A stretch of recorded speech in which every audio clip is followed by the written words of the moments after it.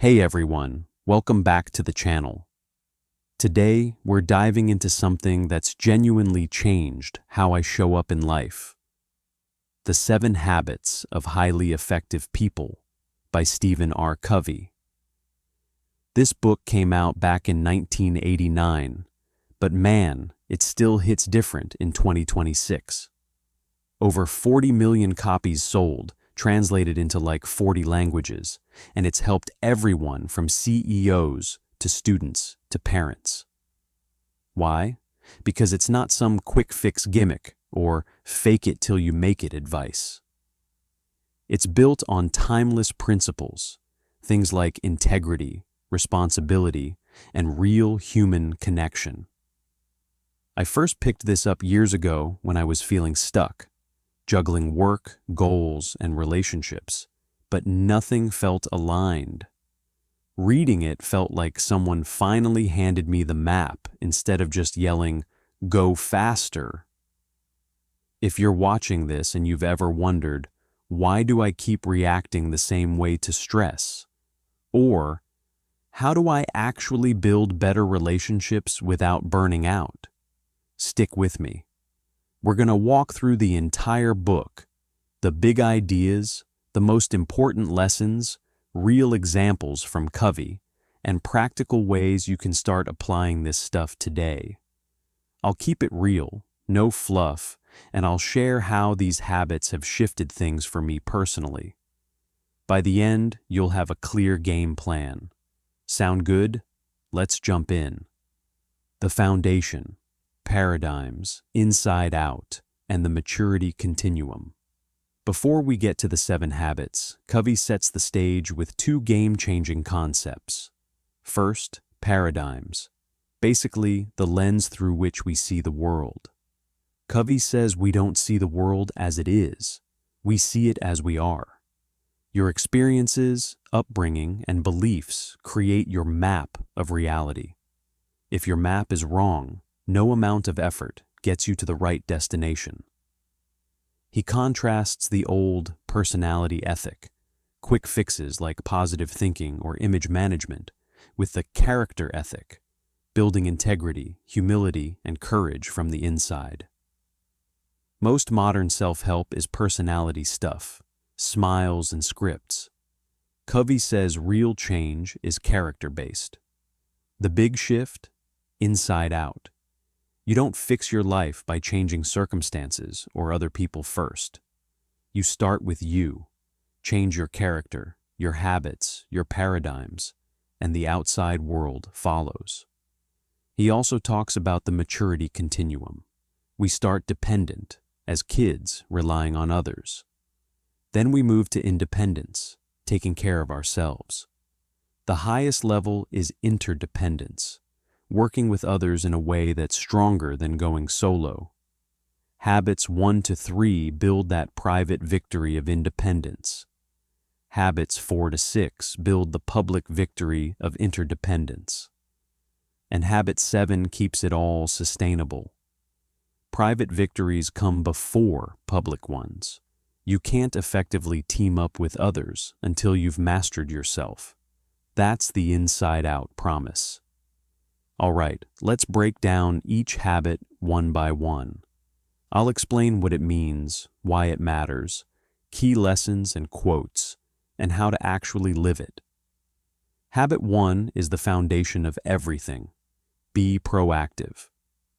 Covey says proactivity means taking responsibility for your own life. We're not just products of our genes, environment, or conditioning. Between stimulus, what happens to you, and response, what you do, there's a space, and in that space is your power to choose. He tells the story of Viktor Frankl, a Holocaust survivor and psychiatrist. In the concentration camps, everything was taken from him, except his freedom to choose his attitude. Frankl realized he could still find meaning even in unimaginable suffering. That's proactivity. Key lesson: focus on your circle of influence, not your circle of concern. Your circle of concern is everything you care about: traffic, politics, the weather, what your boss thinks. Reactive people obsess over the stuff they can't control and feel powerless. Proactive people zoom in on what they can influence, their attitude, their effort, their next small action, and that circle actually grows. Language matters too. Listen to yourself. Reactive says, I have to, or he makes me so mad. Proactive says, I choose to, or I can respond differently. How to apply it? Start small. Next time something frustrating happens, traffic jam, argument, bad news, pause. Ask, what can I control here? Write down one proactive step. For me, this meant stopping the blame game at work and instead focusing on what I could improve. It reduced so much stress. Big takeaway, you are response-able. Own it, and your life opens up. Habit 2, begin with the end in mind. Covey asks you to imagine attending your own funeral. What do you want people to say about you? What kind of parent, friend, colleague, or person do you want to be remembered as? That's your end. Now work backwards. This is about leadership, not management. Leadership is deciding what to do. Management is how. Without a clear destination, your personal mission statement, you're just busy, not effective. Create a personal mission statement. Your values, roles, spouse, parent, professional, community member, and what success looks like in each. Write it. Read it daily. It becomes your compass. Lesson. All things are created twice, first in the mind, then in reality.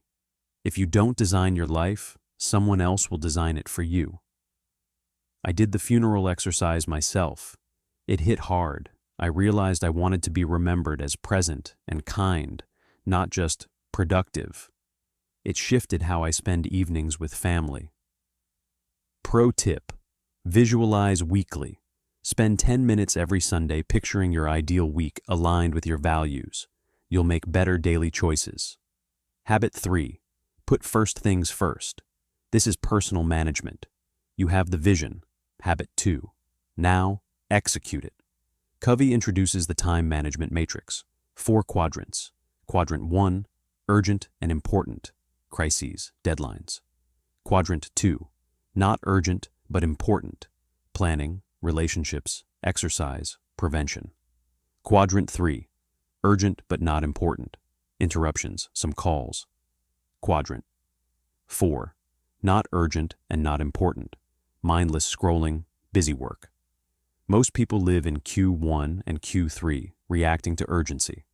Effective people live in Q2. They schedule the important stuff first. He talks about P/PC balance, production, the results, versus production capability, the asset that produces results.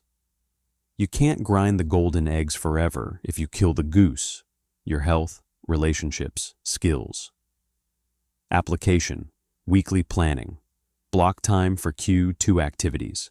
Say no to Q3 stuff. For me, this meant protecting morning time for deep work and family dinners instead of letting emails dictate my day. Lesson. The most important thing you can do is the one thing you aren't doing now that would make the biggest difference. Transition to public victory.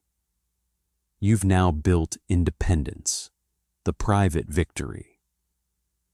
You're proactive, clear on your values, and prioritizing what matters. Now you're ready for the public victory, working effectively with others. That's habits 4, 5, and 6. Habit 4, think win-win. This is the habit of interpersonal leadership. Win-win means seeking mutual benefit in every interaction, not win or lose. I win, you lose. Lose or win. I lose, so you win. Or win. I win, don't care about you. It comes from an abundance mentality. There's enough success for everyone. Scarcity thinking leads to competition and fear. Build an emotional bank account. Deposits like keeping promises. listening, being kind. Withdrawals, breaking trust. High balance equals trust and easier win-win solutions. Covey outlines 6 paradigms of interaction. Win-win is the only sustainable one long-term. In practice, in negotiations or disagreements, ask, what would a win-win look like here? At work, I started framing projects as, how do we both succeed, instead of competing for credit. Relationships got stronger. Lesson: win-win is a mindset and heart set. It builds trust that multiplies results. Habit 5.